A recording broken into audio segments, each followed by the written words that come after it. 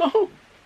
Last time I did one of these videos, it was for my evening gowns and fitted dresses. That was a very short and sweet video, and I ended up with 8 patterns left in my stash to destashed. Today I have got my vintage style pattern. So these aren't vintage patterns in and of themselves, but they are vintage inspired silhouettes, styles, or complete vintage recreations from some of the big four. There are 2 giant piles in front of me, and this is still not the largest section of my pattern collection. The dresses, just plain up straight dresses, is going to be coming very soon. Get yourselves your beverage of choice and join me in having a look through my vintage style dress patterns to see which ones I should keep and which ones I should destash. First up, we have my SoaD collection, of which I think I have almost all of their patterns. First we have the 1950s rose dress, and I still can't believe that I haven't made this one up yet. They have a sample that they take to all the shows, which is a grey wool with absolutely beautiful embroidery hidden in all of the pleats. I have some beautiful pansy blue embroidery and some beautiful blue silk that I could make this dress up in, like to recreate that look, and I think it would be beautiful. I have no idea why I've not tried this one yet. This is 100% staying. It's so me. I love this. Gorgeous. Next is the Audrey pattern. Now this one I can sort of understand why I've not made it before, because it's either a halter neck or a strapless dress. I think it's beautiful. I don't wear those kinds of dresses very often because I don't have the correct kind of support wear, so I don't have a strapless bra that I like. I'm attempting to make a corset that fits me comfortably and gives me the support I want, and I think once I have mastered that garment in my wardrobe, I will make a couple of them in different colours, and then I will definitely be diving down the route of making all these strapless dresses that I have and love but never reach for because of the support issues. So I'm keeping this one. I think it's gorgeous and I want to give it a try. Then we have the French gypsy pattern. Now again, the samples of this one are so pretty. The fabrics chosen are beautiful. I in theory should absolutely love this, and I really want to give it a try. I'm a little hesitant because I did try Gertie's Rita blouse last year, and it's a very similar bodice shape which has got ruching and ruffles at the front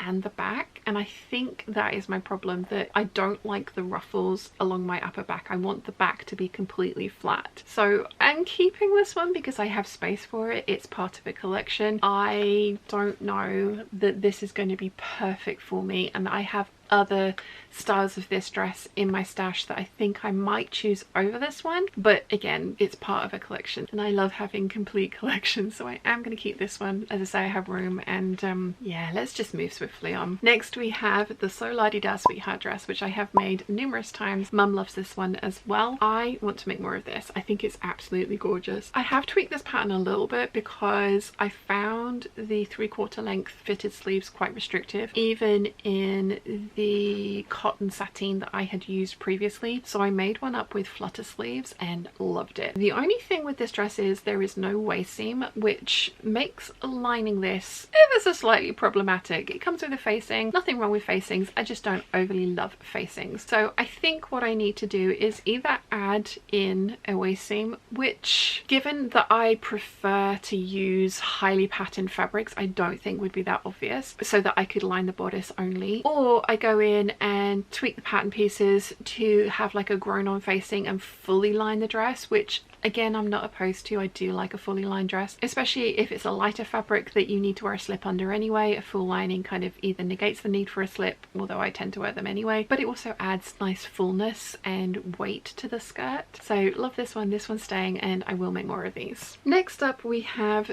the SoaD Dorothy dress. This is another absolutely gorgeous and beautiful dress. It's actually kind of similar to a Vogue dress that you saw in the last pattern collection video. I think it's beautiful, and I think you could have real fun with different fabric combinations to make this a really spectacular dress. It does have that kind of off the shoulder top that I am not the biggest fan of because it does make underwear solutions difficult, but again, corset, could make this work better for me, so I'm not going to get rid of this one either. Again, collection, and I do love the silhouette, but if I was strapped for space, this one would probably end up going because it is not the perfect dress for me. That is my entire SoaD dress collection, although there are other patterns that I have in the jumpsuit, in the evening gown, and the wardrobe pattern selections as well, so you will be seeing those in videos coming up. Next up, we are moving on to my now and then patterns. I love their patterns. I've made a few of them. I've even done a sew along for the now and then beach pajamas, which is a pattern that I love and highly recommend. So the patterns that I've got in my vintage dress collection are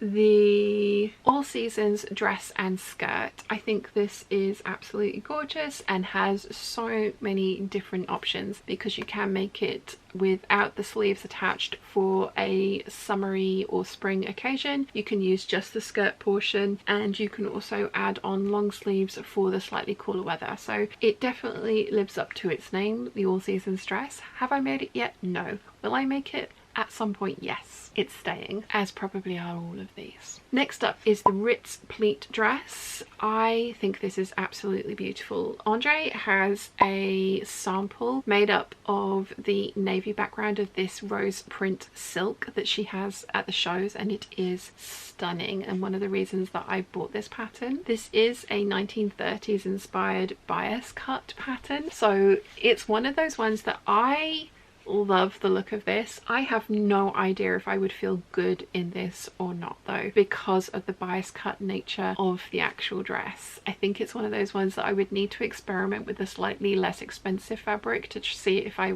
like it and would want to wear it, and if I did, then maybe invest in the very expensive and beautiful silk that Andre used, or not that she has any more of that available, but you get the picture. So this one is staying, and it's really interesting and challenging sew, I think, as well. I think it would be a fun one to make if you're in the right mood for dealing with that kind of a fabric and cut on the bias with all the details that it has, but it's definitely one that I will need to trial before I actually get around to cutting into anything expensive for this one, to see if I even like the style on me, which is a shame because most of the now and then patterns are this same bias cut 1930s-ish style dress, which I'm a sucker for, as you will see, but I don't know if it actually suits me. This is the Lana tea dress. Again, bias cut. Yeah, bias cut. Absolutely gorgeous. Very 1930s, early 40s. I love this. I love the samples that I have seen. I don't know if I would love this on me. I think I am more of a late 40s, kind of 50s girl. I just think this might be a step too far for me, but again, I want to love this and I want to love it on me, so it is something that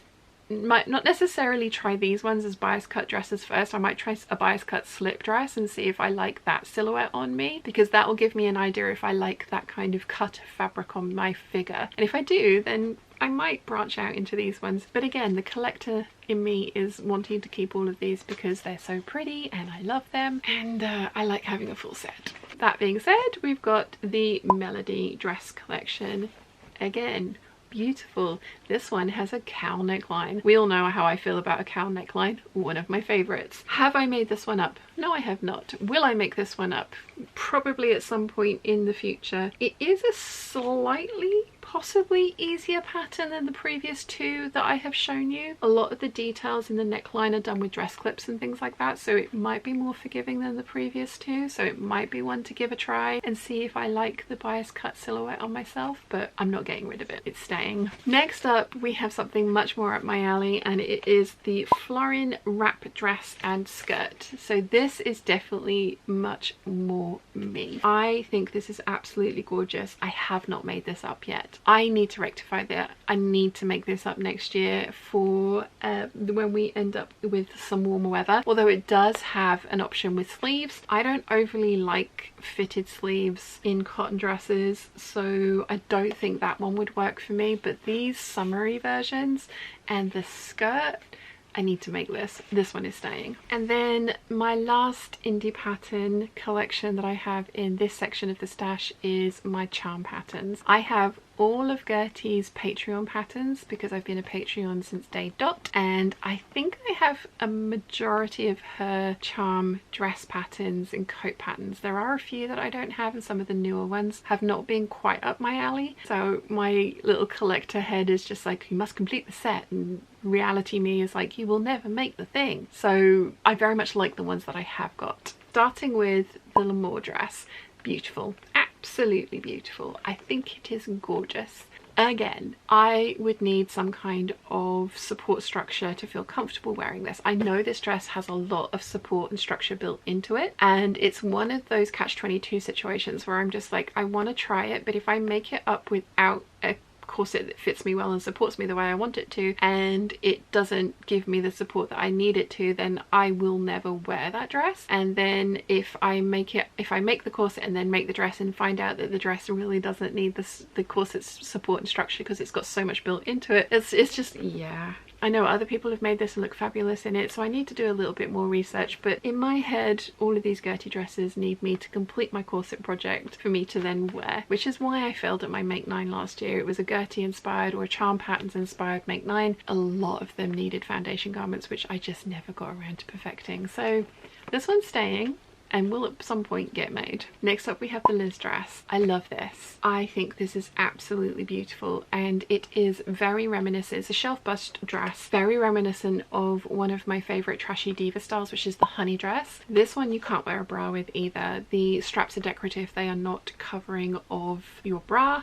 and I have also seen the cups kind of dig in at the top on a couple of the ones that I have seen made up, which my trashy diva honey dresses didn't do. I have bought a pin-up girl clothing cotton dress that is a very similar style that fit me well, and I've actually taken that thing to pieces to attempt to make a pattern from it so that I can make myself my very own trashy diva honey dresses, which this is very close to. And again, my collector head came out when this was released and I was like, yes, I need this. One of the perks of being on the Patreon tier that I'm on as well is that I get 40% off paper pattern discounts twice a year, I think, and so the patterns that I've been buying from Gertie have also been highly discounted, so I love this one. I don't think I'm actually going to end up making this exact version, but I do want something like this, and be fair warned now that if I perfect something that looks like the honey dress,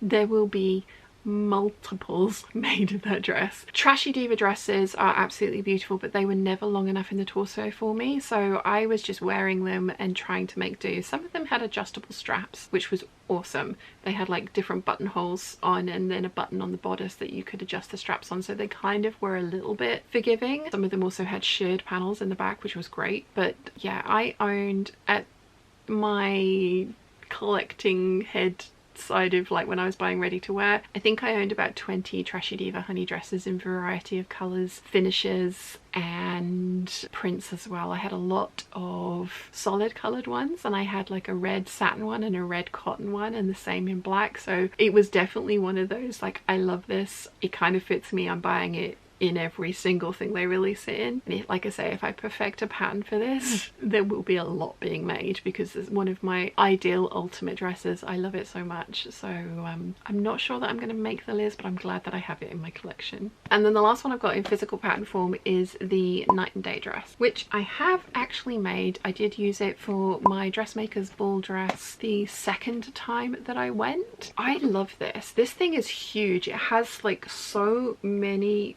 variants in it that you can kind of make pretty much whatever kind of a dress, like a day dress through to a ball gown. I have also got the updated version of this on PDF because I bought this one, so I got the updated version of it. I am so reluctant to print that thing out because of how giant and extensive this pattern is. I'm really worried about printing it out on PDF even having it printed because I think it's going to be pages and pages long at A0. So I've only made one of these and I don't know that I would make another, purely and simply because I have another Gertie pattern, the Butterick this time, that is a very similar bodice, and that's pretty much what I wanted from this. But again, my collector head was out, and so I bought this pattern and I'm really glad that I have it. I think it's gorgeous, and I love seeing the different versions that other people have made from this one. So this one is staying in the stash. I don't know that this one will ever actually get made though. Maybe I need to have a collection section of the stash rather than these are things that you will actually make. I have one more indie pattern company to show you. It's the SoaD tea dress, 1940s tea dress. I think this is beautiful. I want to make this one up. I am not sure when I will get around to it because I do tend to prefer the slightly fuller skirts, but it is a thing of beauty. I've loved all the other ones that I've seen on other people, so at some point I will make this. Okay, I'm gonna go and stick these back in the cupboard so that they don't fall over because we still have all of my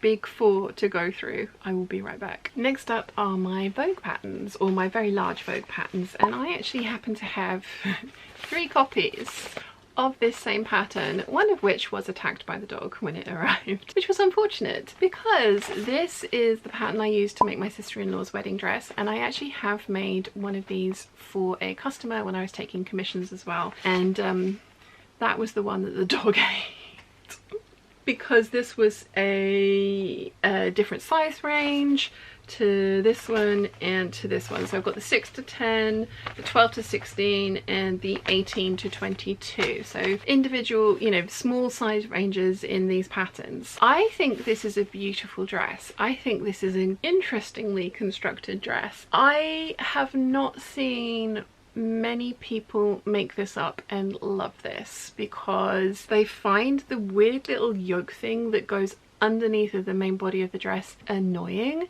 And yeah, it's an interesting one. As I say, I've made it twice. I haven't made it for myself. I'm keeping it because of the sentimental value. Who knows, at some point in the future I may decide to try this for myself, but it was an interesting one, this one. And yeah, if any of you guys have made this successfully, let me know in the comment section down below. Not that this wasn't successful for either my customer or for my sister-in-law, I've seen a lot of people complain about this dress, so let me know in the comment section down below. Next up is the Vogue 2239, which is definitely an evening gown, so it probably ought to be in my evening gown collection, but it's in my vintage collection because it also is a vintage Vogue. I think this is absolutely beautiful. I have heard horror stories about this one. I am keeping it because I bought this many years ago, and in my very first order that I ever did from Vogue Patterns directly, and I think I got it for like $4 at the time, and then just really got hit with the shipping. It is in a single size, an 8.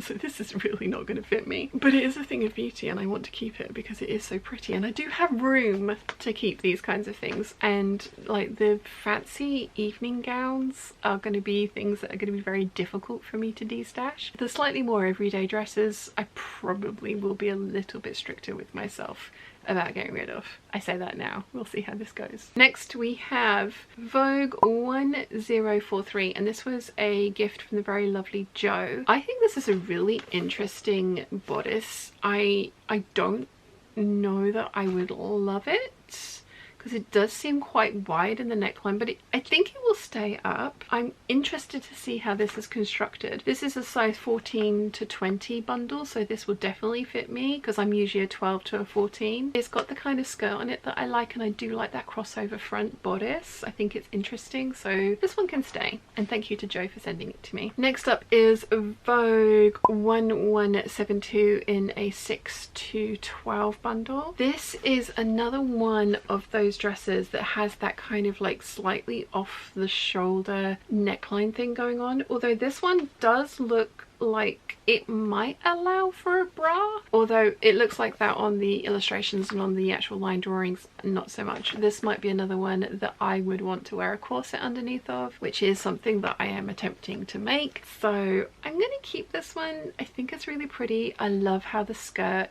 is put together in the fullness. Yeah, this one's staying. This is the Vogue 2960. I have seen the very lovely Angela Clayton make this one up and it is beautiful. I think that I would very much like this one. I like the skirt. I don't overly like that the button placket only comes down to kind of like crotch level. That just bugs me a little bit. I'm not a fan. I think I would probably make this a full button-up dress, and I do think I would also vastly raise the back neckline because it is very, very low at the back, and again might interfere because it's very off the shoulders as well. So I think it probably would be one of those ones that would be annoying and would be falling off all day because there's no kind of like fabric to keep it supported at either the front or the back. So I do like this one. I was influenced by this one. I would like to give this one a try at some point in the future. There will be tweaks that need to be made to this one. This is another one I bought in that pattern buying session that I did like 20 years ago. It's Vogue 2402 in a 6 to 10 bundle. It is a dress and a jacket pattern and it is absolutely beautiful. If I worked in an office, this is how I would want to dress, and this is probably, I mean,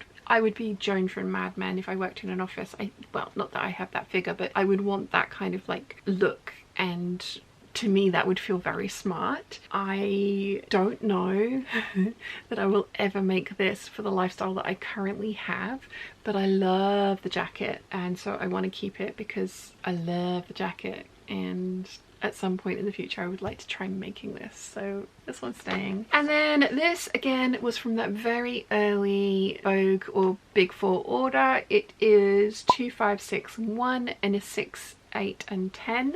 I have made this years ago in an Alexander Henry newsprint fabric, and I've cut this out at the size 8. I cannot bring myself to get rid of this. That dress was a nightmare because again the back is really low and it has kind of straps that come into the middle of the back, so it was really difficult to wear a bra with, so I never really wore that dress, but it was absolutely beautiful. I have so many memories attached to this one, and it was purchased during that very first time that I got back into sewing as an adult, so I'm keeping this one for sentimental value. Not that it will fit me at the size that I've cut out, which is why I now trace my patterns, or that I actually liked the end result, but the skirt was fabulous, and the skirt's got some really interesting pleating details, so I could steal the skirt and put it on a different bodice. There is that option.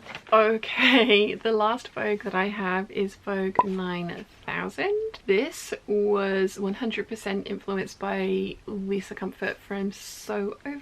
She made a version of this. It looked absolutely awesome. I want to give this a try. I have no idea why I have not made this up as yet. It is really pretty and definitely something that I would wear and I very much like, so this one's staying. I hopefully will make this up at some point, but I'm not going to get rid of this one. We're into the McCalls now. This is 7154. This is a 1930s style pattern. I think it was the very first or second dressmaker's ball, but I think it was the lovely Sarah who had made this up in a silver was it shantung or dupioni, and I was just like, oh my gosh, I love your dress, it's absolutely amazing, I have that pattern, and she just said don't, and it was like, oh wow, okay, yeah, this is beautiful. I really want to give it a try, but I'm scared of it because I don't know if I would like the shape on me. It wants a charmeuse crepe de chine or crepe back satin, so a nice slinky fabric. I don't know. I think it's beautiful. I really want to try this. This probably ought to be living in the evening gown section, but again, it's also a vintage pattern, which is why it's in the vintage pattern section. That makes sense to me. So yeah, that one's staying, and I may at some point pluck up the courage to give it a try. This one is McCall's 7599, circa 1953. This one is absolutely beautiful, and again, I think I have seen a lot of people complain about the neckline on this dress. You've got two options, one with straps, which is probably what I would go for, and then one that has ties. It says it wants gingham, cotton, poplin, sateen and cotton blends. I think those ties on the yellow dress could end up being very bulky in some of those fabrics, which might be why people were complaining about it. I think they're really pretty. I would like to give this one a try. I can imagine myself wearing this one. I think the original pattern also billed this one as like a multiple way neckline dress. I think that was another thing that people have complained about for this one, but it's staying. Probably all of these are going to stay, to be honest. This is one of my favorite sections of my collection, so I'm not sure I'm actually going to be able to destash any of these. I should have probably mentioned that earlier. Next up is Butterick 4512, which I've got in a size bundle 6 to 12, but again I have cut this out in a size 8. I have made a bunch of these. I think I actually wore this to my brother's second wedding. He's on marriage number 3. This one's stuck, which is awesome. I think I have a picture of myself in this one as well. I think I even do. I still do have the goldfish fabric that I've taken apart because the dress really doesn't fit me and it wasn't well made and it's backless. So it was just something that was never going to actually get reworn again. But there was enough fabric in the skirt that I can definitely make something else with that and the scraps that I had left over. So it is still in the stash, cut out into pieces, and it's going to be made up at some point in the future. I love this. It is backless, so it at the time I wore it and it was fine, but yeah, now that the chest is bigger, I don't think I would feel comfortable wearing this one. I'm not getting rid of it because of all the associations with it. So again, it was one of those ones that I placed that order back in the early 2000s, and I have made and loved this dress, so this one is staying. This is another one that's staying, the Butterick 6582. I love this. I have made this. I have worn this out. I have made both the sheath version of this and also the kind of 1950s big poof. I mean, this is both 50s, isn't it? But the big poofy skirt version, I've made both of these. I absolutely love these. It's staying. That was staying. Next we have Simplicity 8439. This is another kind of shelf bust kind of a dress. In theory, I really like this one. My honey dresses, I very much loved those because they were very much like cleavage-tastic, and I like that part of my anatomy, so I don't mind showing it off. So I'm not sure that I love these at that bodice part, but I do think that would be fairly easy for me to alter. So this one's staying. I'm so sorry, I don't think I'm going to be destashing any of these. Next we have another 1930s style pattern. This is Simplicity 8504. It's another one that I absolutely love the line drawings, but these women, the kind of like elongated, like stretched out fashion ladies, it looks lovely on her. I don't know, she's such an attractive lady and it is a beautiful dress, but I'm not sure that they've done her any favors. I don't know that it fits her very well. I don't know about this one. I kind of love it in theory. Oh, in reality though, I'm not sure, because my now and then patterns, those 1930s dresses, I think are more me than these ones. I think I'm gonna get rid of this one. I think I'm gonna destash that one. Yeah, I think that one's gonna go. I've got rid of one. Woohoo! Next we have another 1950s Simplicity 8592. It's a reproduction. I think this one is absolutely beautiful. I really like this. I have made something very similar that I have done a sew along for. I can't remember the number, but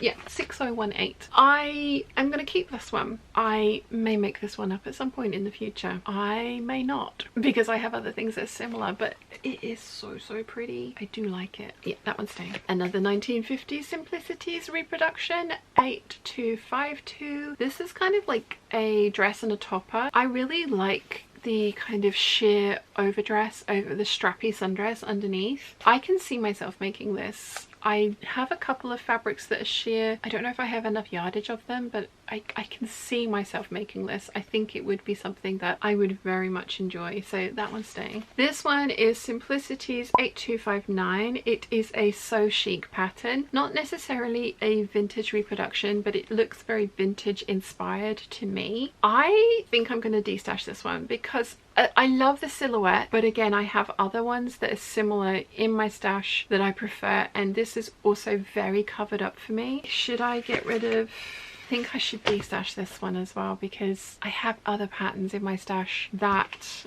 are already very close to what I want them to be, whereas these ones would need work doing to it to make it more me. Yeah, they're going. Bye bye. This is the last Simplicity one I have. Another So Chic. It is 8534. Again, I think this is absolutely beautiful, but I do have a Butterick pattern that I think I prefer the style lines of. So whilst I love this, and my very lovely friend Faye actually might want this one because this is a kind of dress that she has had ready to wear and I think wants to recreate for herself. She may want to like make the neckline a little lower.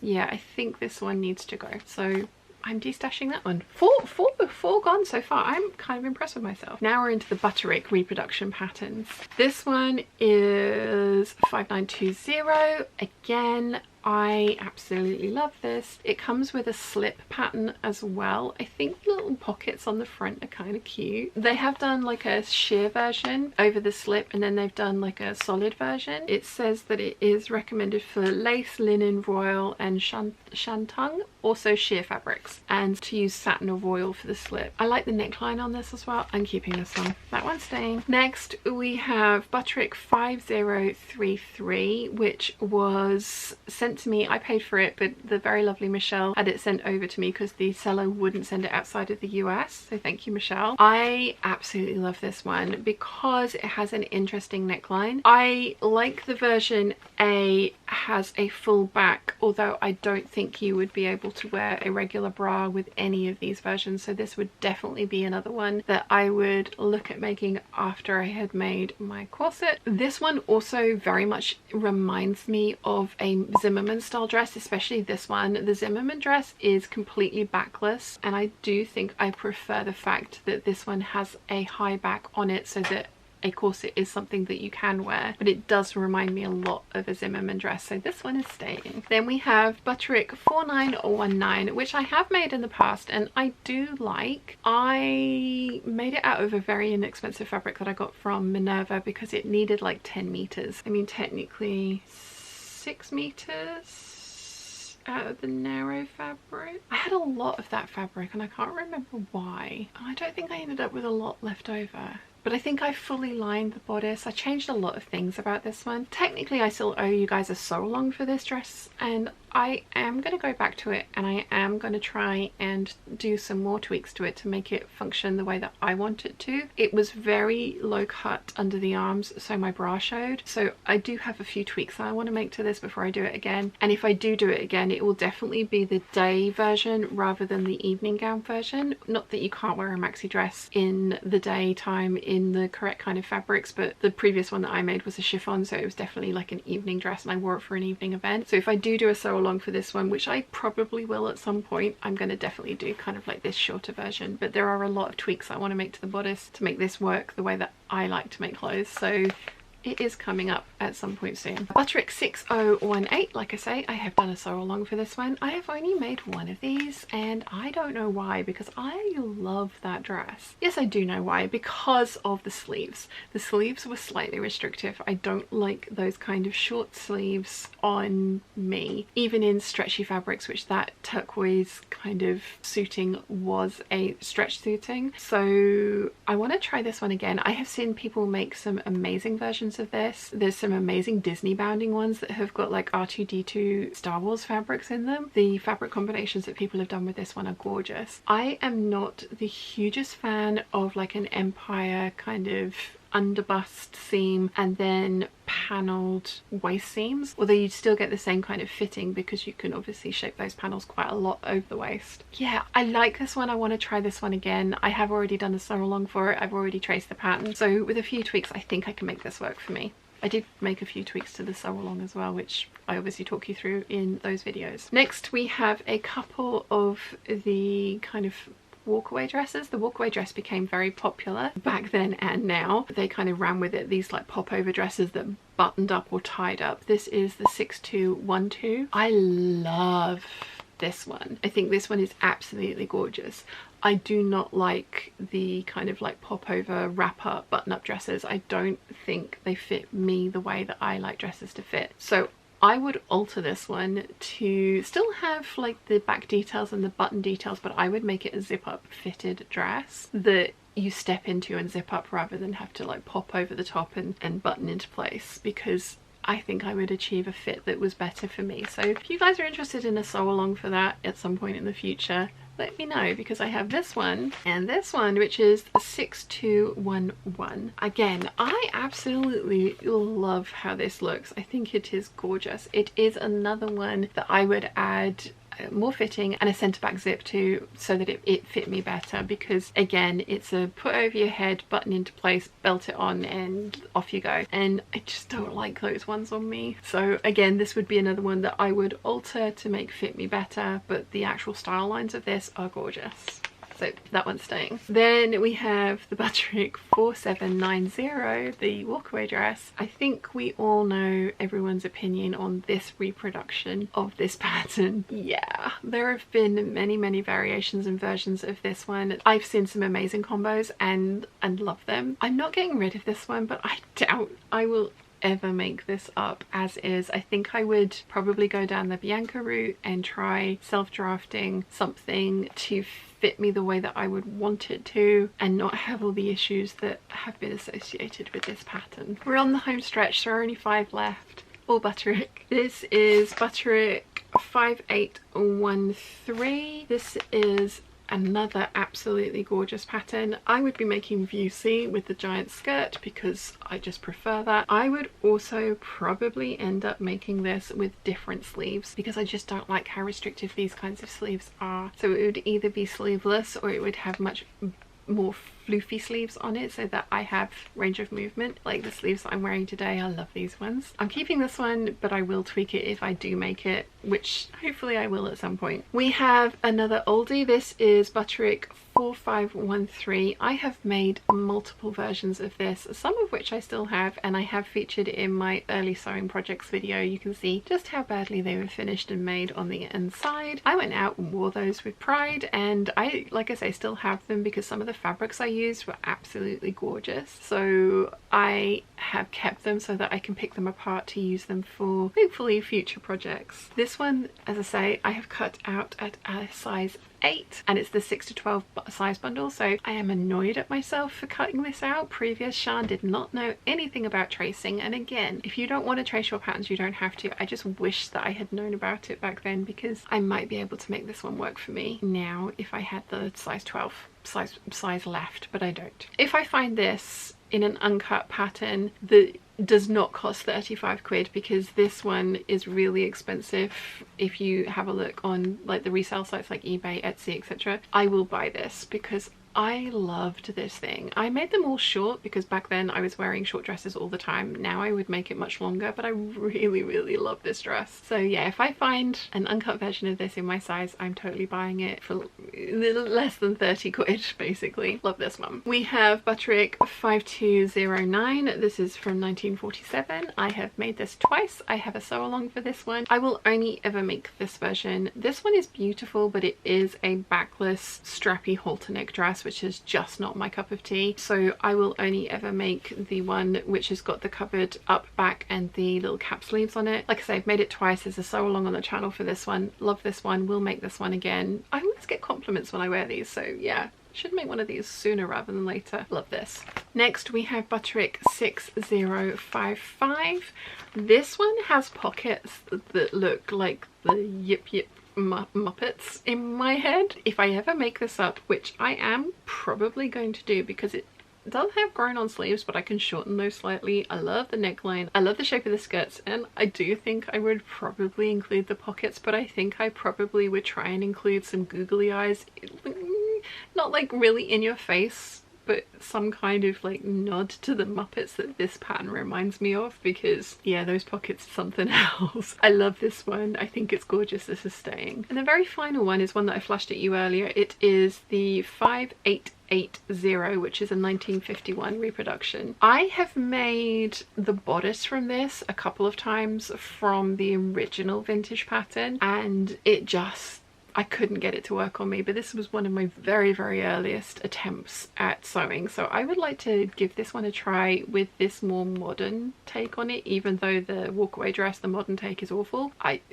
these kind of blocks tend to fit me quite well. So I love the skirt on this as well. I think it's absolutely beautiful. I love that waterfall detail. It's a fitted pencil skirt, so I have no idea if I would actually wear this. This again would be something that I would probably wear to the office, and I don't work in an office, so I love it. This one's staying, and I will probably end up using the bodice with a different skirt on it, but that's the last one from my vintage inspired pattern collection, of which I have destashed 4.